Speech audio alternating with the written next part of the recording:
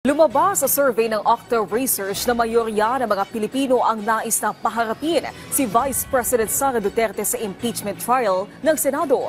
Sa tugon ng masa survey na isinagawa noong April 2024, 78% ang nagsabing dapat harapin ni VP Sara ang paglilitis at depensahan ng kanyang sarili. 13% naman ang hindi sang-ayon habang 9% ang undecided. Nilinaw naman ni Octa Research Fellow Dr. Guido David na wala itong kinalaman sa kung guilty man o hindi ang pangalawang Pangulo. Iginit din ito na hindi maaring basta na lamang ibasura ang impeachment at dapat pa ring sundin ang prosesong nakasaad sa saligang batas.